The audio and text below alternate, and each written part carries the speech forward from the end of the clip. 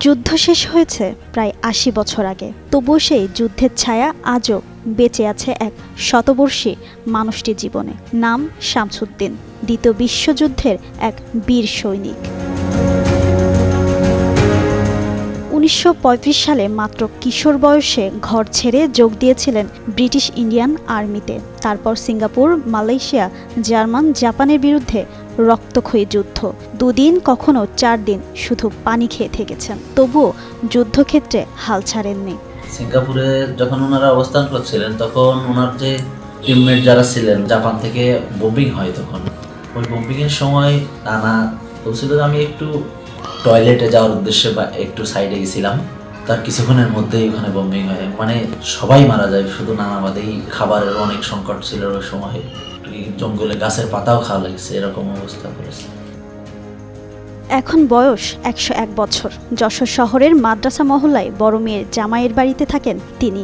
দিন কাটে নামাজ, কোরআন আর মালায়ালাম বই পড়ে। স্মৃতি এখন ঝাপসা, কথা অস্পষ্ট, তবুও এখনও চোখে দেখা যায় এক সৈনিকের গর্ব।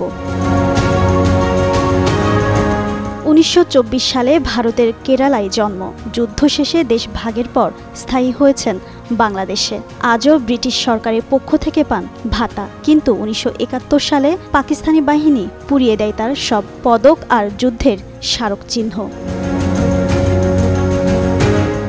শামসুদ্দিনের ৪ সন্তানের মধ্যে ছোট ছেলে ইব্রাহিম হাসান এখন কৃষিকাজের সঙ্গে সম্পৃক্ত, আর বড় ছেলে পুলিশের এএসপি গোলাম মোস্তফা ঢাকাতেই থাকেন। মাঝে মধ্যে বাবার সঙ্গে দেখা করতে আসেন।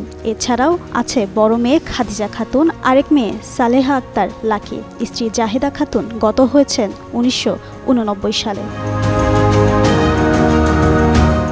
সময়ের স্রোতে হারিয়ে যাচ্ছেন সেই বীরেরা, তবুও তাদের ত্যাগ আর সাহসিকা ইতিহাসের পাতায় অমর হয়ে আছে। ল্যান্স কর্পোরাল শামসুদ্দিন বাংলাদেশের মাটিতে বেঁচে থাকা দ্বিতীয় বিশ্বযুদ্ধের এক জীবন্ত ইতিহাস। জিন্নাত আরা ঋতু, যুগান্তর নিউজ।